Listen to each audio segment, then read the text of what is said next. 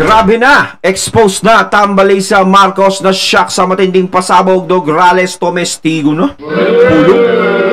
Ayan, syempre itong balitang ating matutunghayan ngayon ay nagbula kay Balitaan ng Bayan TV. At ilalagay ko sa description box ang link ng channel ni Balitaan ng Bayan TV para maging updated po kayo sa mga balita na kanyang inihahatid sa atin. At syempre ito po ang inyong lingkod na si BT na magbibigay ng reaksyon at komento dito sa video na ating matutunghayan ngayon. At huwag na natin pagtagalin at sabay-sabay na nating panoorin ang laman ng video na hatid sa atin ni Balitaan ng Bayan TV at bibigyan natin ng reaksyon ng balitang ito. Pasok! Balitaan ng Bayan TV. Nakapansin po ang itong mga mainstream media, ha? Noong bumitiw na si VP Sara sa Uniteam, bumitiw siya sa gabinete ni PBBM, ha? Meron silang nakitang naging magulo po ang politika natin sa Pilipinas. Totoo. Kasi, di ba, kung matatandaan natin, ang mga mainstream media, takot na takot, ha, magbalita patungkol po sa mga katotohanan po itong gobyerno ito, itong gobyernong Marcos. Takot na takot sila. Pero, kung makikita mo ngayon sa News 5, meron silang ibinabalita na patungkol po dito sa Uniteam, ang pagkabuwag ng Uniteam. Ano ba ang dahilan ni VP Sara bakit bumitiw siya sa Uniteam? In the first place, ha, hindi po si VP Sara ang nauna. Ha? Tama. Hindi po si VP Sara ang nag-create ng kaguluhan na ito. Tama. Kung tutuusin nga, si VP Sara gusto niyang mananatili sana sa gabinete ni PBBM dahil ayaw niyang pabayaan ang mga gabinete because mahirap yan eh. Ha? Kapag bibitiw ka, magsisimula na naman sa umpisa. Kung magsisimula sa umpisa, sino ang kawawa? Ang taong bayan na naman. So it is not a good move kung ikaw po ay magbibitiw sa isang gabinete o magbibitiw sa isang partido na tinatawag nilang, di ba, yung kanilang slogan, Uniteam. Hindi yun ang pagbibitiw ni VP Sara. Pero, tama yun, tama. Ako, ramdam ko yun eh. Si VP Sara talaga, kung tutuusin, hindi talaga aalis yan sa gabinete ni PBBM. Kung ang gabinete na yan ay maayos, yung walang problema. Kaso nga lang, paano siya mag-i-stay sa gabineteng yun kung meron talagang mga tao na naghahangad na siya'y umalis? Yung tipong nagkikita kayo pero talagang allergic na allergic sila sa'yo. Na parang nakikipagplastikan na lang sila sa'yo. Alam natin ang mga Duterte is ayaw ng plastikan yan. Kapag ayaw nila sa isang tao is dinediretso nila yan. Pinaparamdam talaga nila na ayaw nila sa taong yan. Si VP Sara kasi yung tao na parang ayaw niyang makihalubilo sa mga taong pumaplastic lang sa kanya. Kung may makikita siya is yung totoong tao lang. 'Di ba? So, ano pa ang dahilan kung bakit magtatagal pa siya sa gabineteng yun kung halos kalahatan doon ay ayaw siyang manatili doon? 'Di ba? Ano pa? Para saan pa? Yung tipong magsasalita ka, parang nakaganon sila sa'yo. Di ba? May gagawin ka, halos meron silang binubulong-bulong sa'yo. Yung tipo na, alam mo naman kung sinong magaling. Di ba? May mga ganon. Kaya mas maganda talaga na umalis ka na lang kahit ayaw mong mangyari yung ganon. At isa pang mabigat dyan, mismong kasama mo sa gabinete, ang siyang humihila sa iyo pababa. Ang siyang umiipit sa iyo at nagbibintang ng kung ano-ano. 'Di ba? Okay lang sana kung sa ibang tao manggagaling eh. Kung sa kalaban nila manggagaling, kaso nga lang mismong mga naging kakampi mo ang siyang nagpaparatang sa iyo. 'Di ba? Pero napilitan po siyang bumitiw itong si VP Sara dahil dito sa asawa ni Presidente Bongbong Marcos. Yan lang. Oh. Hindi naman nauna si VP Sara na gumawa ng gulo. Sino ang unang gumawa ng gulo? Ha? Sa pagitan ni PBBM at ni VP Sara. Itong asawa ni VP Sara, itong asawa ni Marcos. Yun nga ang nagiging issue din, mga katunay, na dahil kay FL Lisa din. Diba? Meron nga mga nag-i-issue na baka nagsiselo si FL. Mga ganun nga tayong nakikita, nadidinig na issue eh. 'Di ba? Kasi nga parang medyo hindi talaga na magkasundo yung dalawa, si FL Lisa at si VP Sara. Pero syempre, sa katayuan naman ni PBBM, no? Nandiyadyaan yung sino ang mas papaboran mo sa dalawa. Yung asawa mo o yung kaibigan mo. 'Di ba? Nandudoon yung factor na gano'n. Kung syempre, alam natin na bad trips FL Lisa kay VP Sara. 'Di ba? Syempre, sino papaboran mo sa dalawa? Ayaw na nung asawa mo dun kay VP Sara. O, 'di ba? Kaya talaga, no choice siguro si PBBM is, bahala na kayo dyan. Yan na mahirap kayo si PBBM. Hindi siya nagdidesisyon no? Parang ang ginagawa niya lang, para siya si Poncio Pilato, naghuhugas ng kamay. Kaya parang ganun nga parang, wala akong kaalam-alam dyan, bahala na kayo dyan. Kung gusto siya tanggalin niyo. Kung gusto niyo mag-resign na siya. Parang, di ba? Itong si First Lady Liza Araneta Marcos, noong nagpa-interview, itong si First Lady Liza Araneta Marcos sa kay Katunying, at sinabi ni FL Liza na bad shot yan sa akin si VP Sara, doon na nag-umpisa. Naging professional pa nga itong si VP Sara sana. Naging professional siya na ayaw niyang pansinin ang mga away politika. Pero hindi na nakatiis si VP Sara. Napilitan siya, nakapag-decide. Alam ko, ang big factor nito, nung sinabi ni First Lady Liza Araneta Marcos na bad shot. O kung ikaw ba naman, vice presidente ka, kaibigan mo yung presidente, pero yung presidente, yung asawa, galit sa inyo, sinong hindi magbibitiw yan sa gabinete? Hindi na maganda ang environment, kumbaga. Oo, wala kaya na. Si VP Sara, nanghihinayang siya dahil nasimulan na niya yung Department of Education, but wala siyang magawa, pinupolitika siya. Sa Kongreso, sa leadership ni Martin Romualdez, mahihirapan po si VP Sara na ipatuloy itong Department of Education na lahat ng it's very difficult. Wala na pinagtutulong-tulungan na siya dyan Para saan pa? Para mag-stay siya dyan. Diba? Mas maganda na lang din yung naging desisyon ni VP Sara na umalis na lang siya. Total yun naman ang gusto nila yung umalis siya. Diba? Kaso nga lang, nung umalis siya, may nasasabi pa rin sa kanya. Gaya nung dito sa SONA, hindi siya pupunta. Diba? Dapat nga maging pabor sa kanila yun, hindi siya pupunta. Pero bakit naging big issue sa kanila yung hindi pupunta si VP Sara? Diba? Dapat ka tuwan-tuwa sila dun Tapos ngayon gustong-gusto naman nila pumunta si VP Sara. O hindi ka pupunta, ang gara mo, parang ganun. Kailangan pumunta ka, kailangan masaksihan mo. Kailangan masaksihan mo kung paano ka namin isnabin. Siguro ganun. Diba? Hindi yung masaksihan mo, hindi mo masaksihan ni VP Sara kung ano ang mga na-achieve ni PBBM o suportahan si PBBM. Kaya nyo siguro pinapupunta dyan para makita kung paano siya pagkaisahan dyan. Yung tipong gawin siyang mukhang tanga. Diba? Parang ganun diba? Kaya nyo gustong pumunta sa akin, ganun ang naiisip ko. Kung paano niya siya gawing tanga dyan. At kung paano niya siya magagawa ng kung ano-anong issue dyan. Diba? Kaya mas maganda na rin yung desisyon ni VP Sara na wag na lang siyang pumunta. Diba? Wala pang problema. Kaso kayo gumagawa ng problema, hinahatak niya siya papunta dyan Kaya minsan si VP Sara hindi niya alam kung saan siya lulugar. Diba? Pinagbigyan na kayo, umalis na siya dyan sa gabinete. Umalis, lumayo na siya. Nag-resign na siya. Dapat magbunyi na kayo. Naiinis naman kayo kasi umalis siya. Hindi siya pupunta ng SONA, naiinis din kayo. Kapag pupunta siya ng SONA, siguro maiinis lalo kayo. Pero tingin ko kasi kaya niyo gustong pumunta dyan para makita niyang taong bayan na napapahiya siya dyan. Diba? Mautak si VP Sara kaya hindi pupunta yan dyan. Para saan pa? Babatiin niyo ba yan dyan? Or kung babatiin niyo, totoo ba yun? O plastikan lang, diba? Napakahirap sa katayuan ng isang VP Sara na makikita niya yung makakasalamuhan niya is yung mga ganong tao na alam niyang ayaw sa kanya yung mga makakasama niya doon. Diba? Para saan pa? Para mag-stay siya doon at magpunta siya. Diba? Ay, nako. Magpo-propose ka ng budget at hindi mo alam kung itong budget na pinopropose mo ma-approve ito sa Kongreso. Dahil ang Kongreso, ang leadership dyan ay yung House Speaker na si Martin Romualdez. At ano ang mga ginagawa ni Martin Romualdez?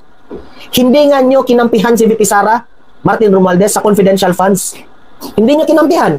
Mas kinakampihan mo pa yung si Castro. Oh, look at what happened to Castro now.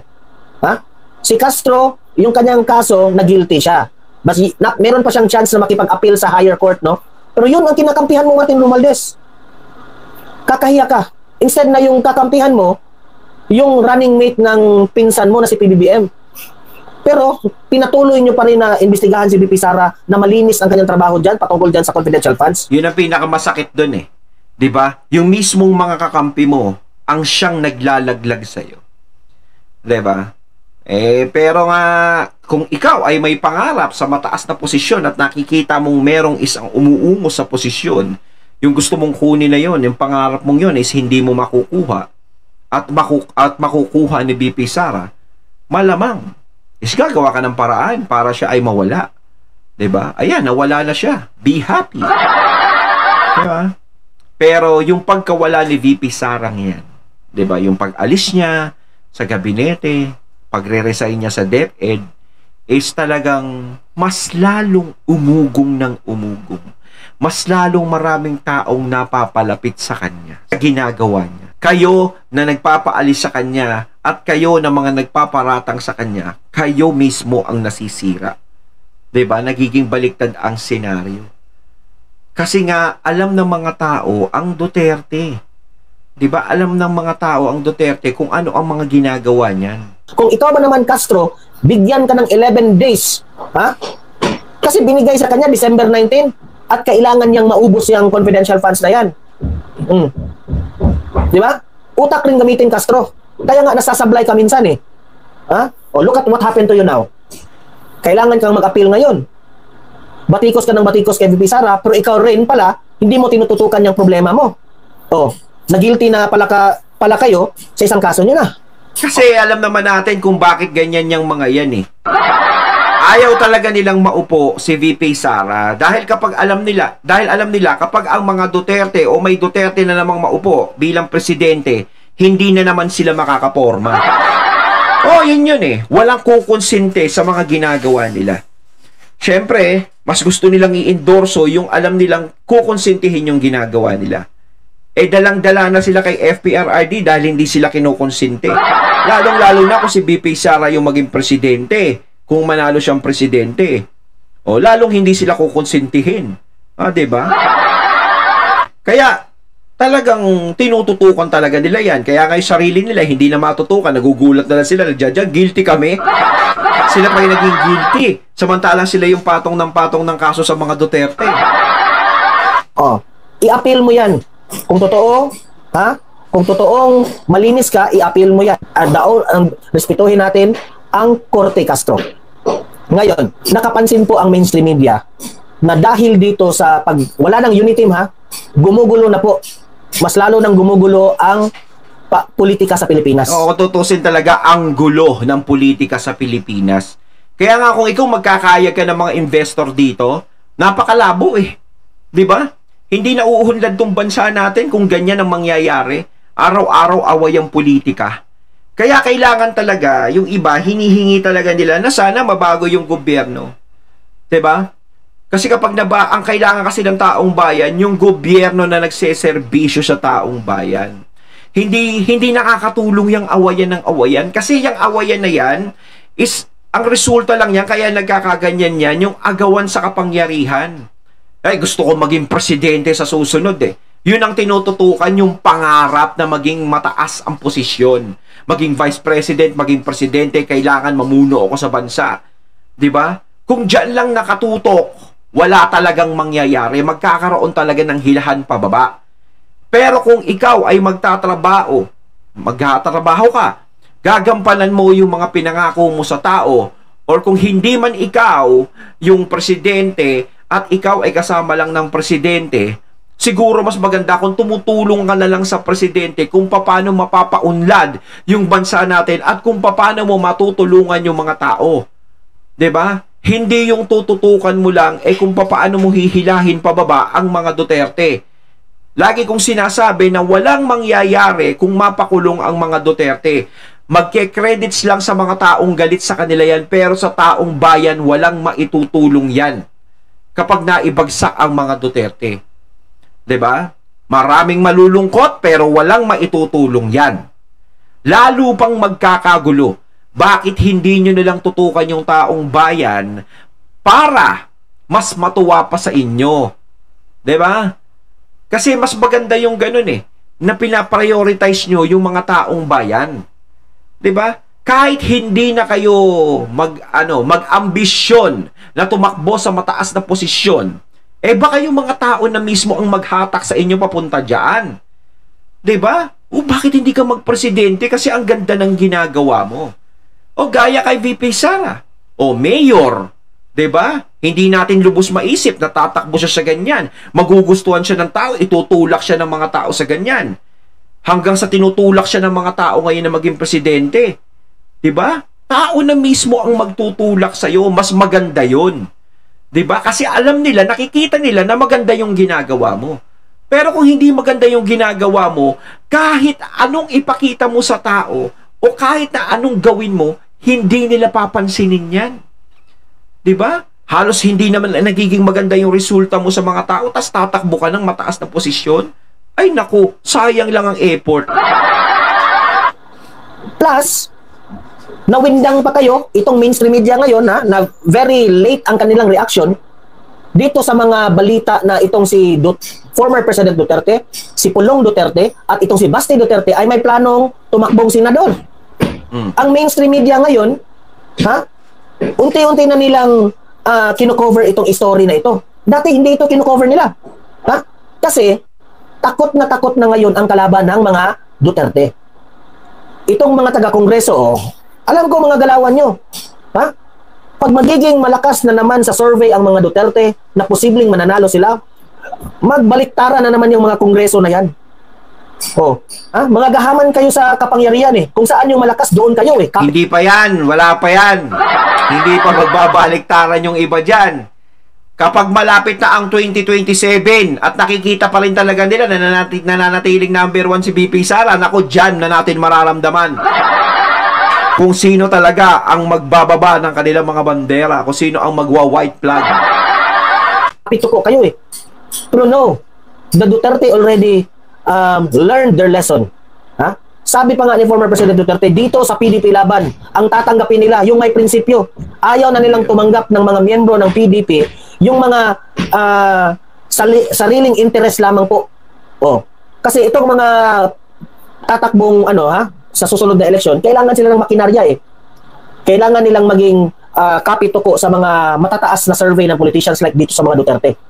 Imagine that one, noong nanalo po si PBBM, yung mga kaalyado ni Duterte, bumaliktad papunta doon kay PBBM. Mga walang hiya, mga kapal ng muka. Hindi nyo ba inisip? At the end of the day, sa panahon po na eleksyon, taong bayan po ang masusunod. Taong bayan po ang pipili kung sino ang mananalo. Di ba? So, ayan yung sinasabi natin. Di ba? Kahit sabihin nyo na sumama kayo sa mas malakas ngayon, halimbawa, gawin mong practical, nagpaka-practical ka, na, administrasyon to, malakas to, dito ako. No? Halimbawa, Duterte ako, tapos lilipat ako sa ganito, just sa administrasyon. Diba? Isipin mo kahit sabihin mong yan ang malakas ngayon, kahit lahat ng mga political party ay nandiyadyaan, diba? Kahit yan, kunin na nila lahat. Ang nagdidesisyon pa rin talaga sa bandang huli is taong bayan. Mas maganda talaga isa taong bayan ka nagtitiwala. 'Di ba? Kasi kahit sumama ka diyan, ganito, syempre, ganito lang 'yan Wala kang problema kasi pag nandiyan ka sa administrasyon, sunod ang layaw mo. Kapag meron ka mga gustong isulong, gusto kang hingin, is madali mong makukuha. Kumpara dun sa hindi ka nila kaalyado, hindi ka nila na nasa labas ka nila, mahihirapan ka. Pero iba pa rin talaga yung malinis ka. At malinis ang mata ng taong bayan sa'yo. Diba? Yun Kapag malinis ang mata ng taong bayan sa'yo, is hanggang huli sasamahan ka niyan. 'Di ba? Kasi ang taong bayan na nagdedesisyon diyan eh. Pagdating ng botohan, taong bayan ang may karapatan kung sino ang iluluklok nila diyan. Kahit sabihin mong nagsama-sama na lahat ng mga malalakas diyan, 'di ba? Pero kung taong bayan ang nagdedesisyon at ayaw talaga nila diyan, wala silang magagawa. 'Di ba? Lalong-lalo na ngayon is napakalaki ng issue ngayon. No, dapat kung ginagamit mo ang isip mo, dapat mas gamitin mo yung isip mo. Kasi ang tao ang nagluluklok sa mga nagiging leader nila. 'Di ba? Hindi yung mga sinasalihan diyan na kung ano-ano. Kayo. Ngayon, kung gusto mo lang kumita kasi para ganito sumasali ka sa mga ganyan, para kumita ka o pansarili mo lang, eh, wala. Ganun ang gawin mo. Pero kung gusto mo talaga na ma-continue mo yung paglilingkod mo sa taong bayan, 'di ba? Kahit sa mataas na posisyon eh. 'Di ba? Kung i-continue mo pero gusto mong maglingkod sa taong bayan, nangangarap kang tumakbo sa ganon, kataas, pero tumutulong ka pa rin sa taong bayan, 'di ba? Hindi ka para sa bumabalimbing o ano, ay mangyayari yung pangarap mong yun. Pero kung ikaw ay masasabihan ganyan, balimbing, sumasali ka sa malakas, ganito, bumabaliktad ka, tapos wala ka namang ginagawa, kundi ganun lang din, na inaano mo na lang din yung mga Duterte, wala kang ginagawang kilos para sa taong bayan, ay huwag ka nang mangarap. Sino yung mananalo? Kapituko kayo. Ito nga si Pulong Duterte, hindi siya takot dito kay Martin Romualdez. Sabi po ni Pulong Duterte, I don't care kung hindi ako mabigyan ng budget sa pagiging kongresista ko. I will follow my prinsipyo. Yun. Okay? Pati nga yung budget eh. Ginigipit itong si Pulong Duterte, di ba? Oh, gustong pa kaya nga yung sinabi ni Nograles nun eh, no? Na bakit? Meron naman kaming budget ganito, nabibigyan naman kami. Natural, mabibigyan siya. Tapos si Basti Duterte nga daw hindi nabibigyan. Natural, mabibigyan si Nograles. Eh, syempre, kaalyado niya yung administrasyon. Tingin niya ba, si Pulong ba, bibigyan yan? Tapos kalaban siya? Ay, nako. Hanggat maaaring gipitin yan, gigipitin yan. Joseph naman, common sense naman.